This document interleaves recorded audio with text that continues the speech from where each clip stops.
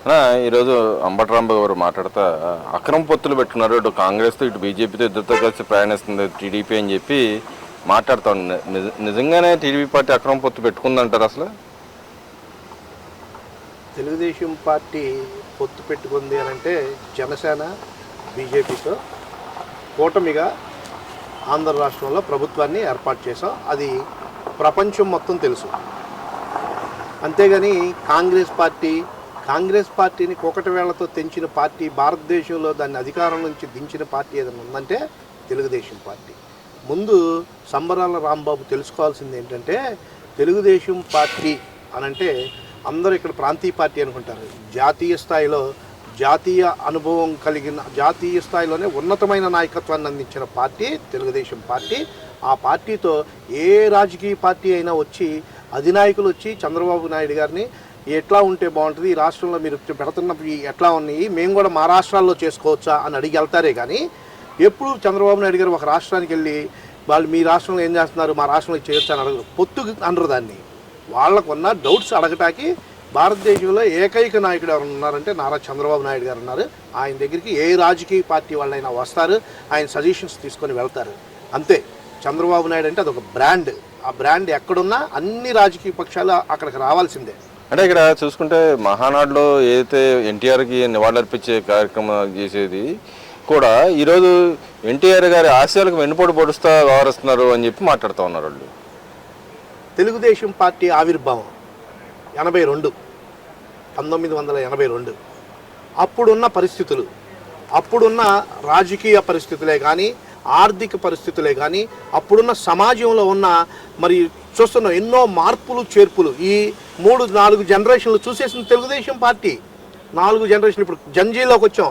కొత్త యువ రక్తం, వాళ్ళ ఆలోచన విధానాలు చూస్తున్నాం మనం. ఆ రోజు పలకా బలపం పట్టుకొని స్కూల్కి వెళ్ళే విద్యార్థులు ఈరోజు ల్యాప్టాప్ తీసుకొని స్కూళ్ళకి, కాలేజీలకి వెళ్తున్నారు విద్యార్థులు. అంటే చూడండి ఎంత మార్పు చెందిందో. ఈ 40 ఏళ్ల ప్రస్తావనలో తెలుగుదేశం పార్టీ పుట్టిన తర్వాత ఎన్నో మార్పులు చేర్పులు వచ్చినాయి. రాజకీయంగా కూడా ఎంతోమందికి ఎన్నో మార్పులు చేర్పులు వచ్చినాయి. కానీ ఏ రోజు ఎన్టీ రామారావు గారి ఆశయాల్ని తొంగలో తొక్కే పార్టీ తెలుగుదేశం పార్టీ కాదు.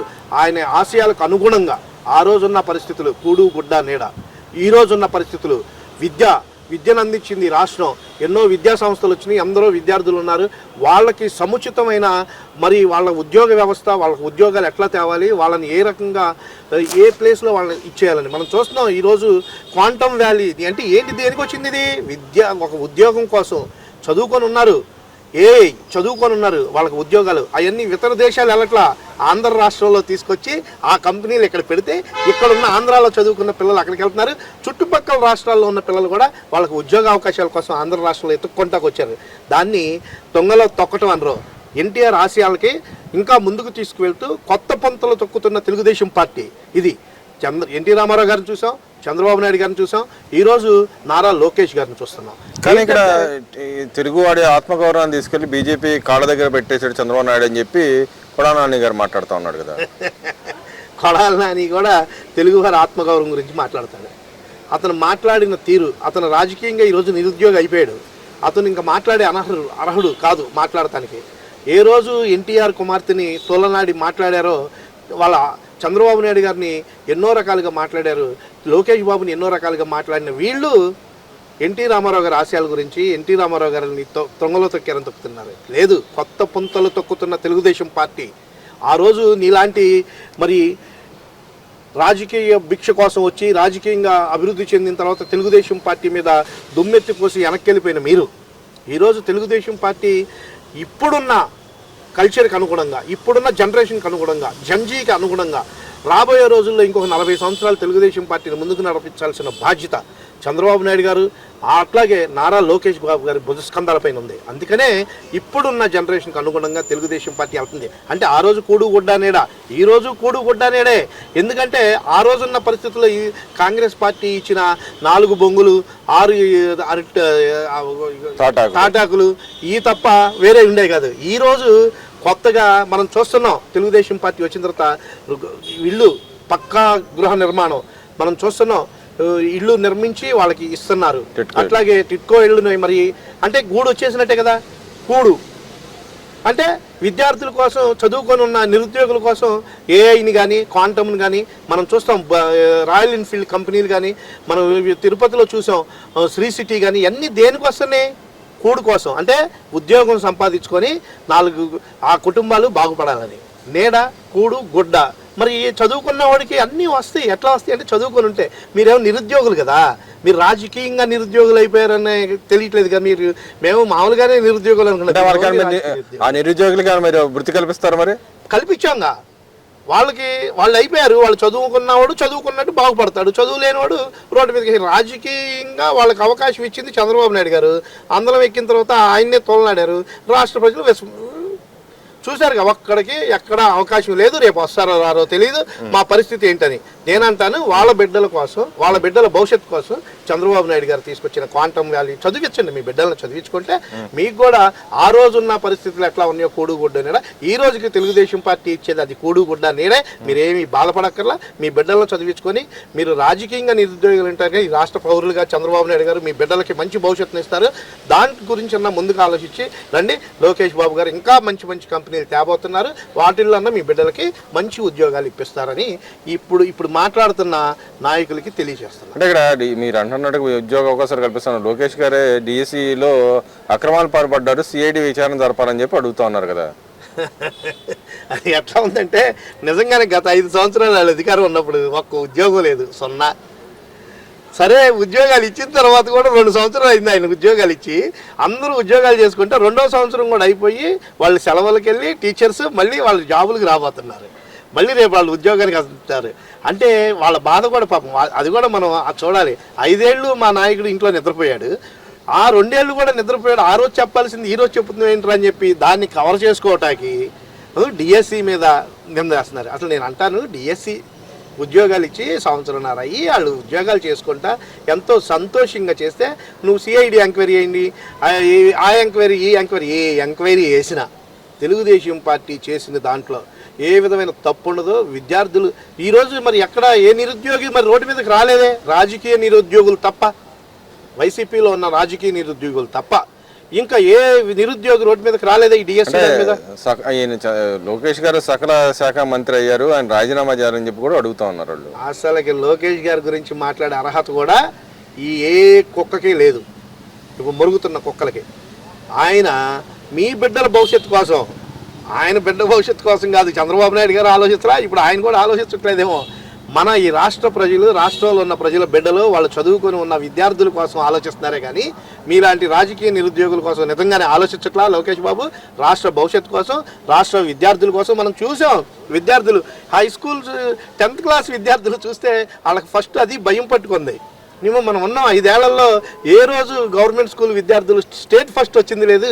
ఎందుకు జరిగిందని. మరి చంద్రబాబు నాయుడు గారు అధికారంలోకి రాగానే డిఎస్సి తీసి మంచి విద్యను అందించారు. ఈ 1.5 సంవత్సరంలో మనం చూస్తున్నాం ఎన్ని రకాల విద్యార్థులకి ఎన్ని రకాల సౌకర్యాలు కావాలో ఏర్పాటు చేశారు. ప్రతి స్కూల్లో వాళ్ళకి ఉదయం 9 గంటలకి స్కూల్కి వెళ్తే రాత్రి 8 గంటలకి ట్యూషన్ చూసుకొని ఇంటికి వచ్చే పరిస్థితులు 10th క్లాస్ విద్యార్థులు తీసుకొచ్చి వారి భవిష్యత్తును తీర్చిదిద్దారు.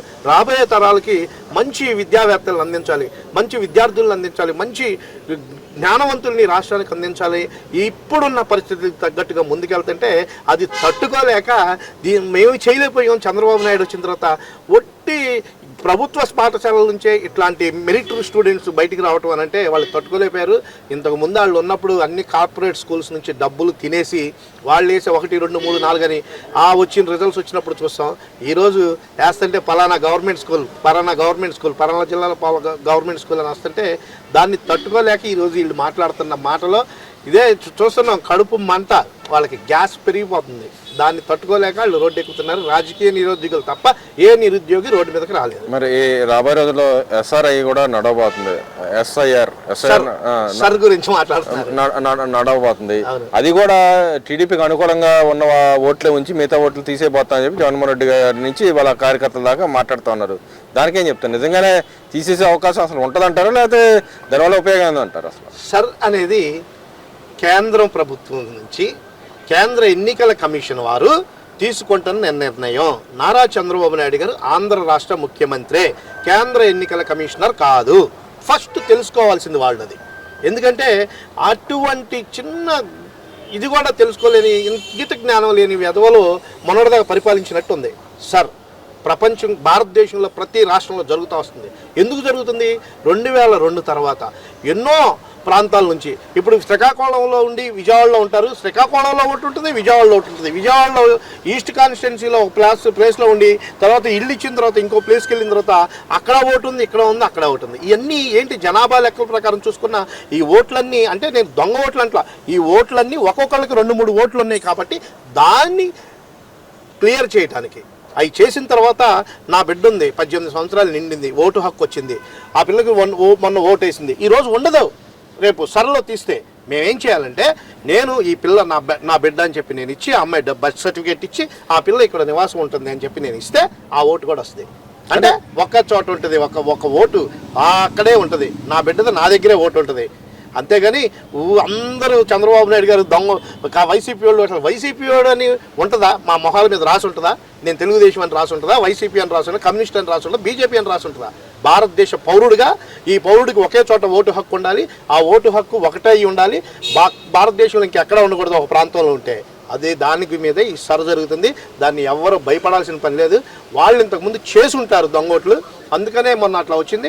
తర్వాత బీజేపీ వచ్చిన తర్వాత దొంగోట్లు వేసుకునే అవకాశం కూడా వాళ్ళకి లేక వాళ్ళు రోడ్డు మీదకి వచ్చి నిరుద్యోగులు అయిన తర్వాత ఇట్లాంటివన్నీ వాళ్ళు మనకి. అంటే అక్కడ జగన్మోహన్ రెడ్డి ఇంకో మాట కూడా మాట్లాడుతున్నారు. గతంలో అయితే పశ్చిమ బెంగాల్ మిగతా రాష్ట్రాల్లో అయిపోయింది, మన వంతే వచ్చింది, మనం కూడా ఓడిపోతాం అనే సంకేతం ఇవ్వడానికి ఇలాంటి వ్యాఖ్యలు చేస్తున్నారు. ఓడిపోతాను భయం పట్టుకుందంటారు వాళ్ళ.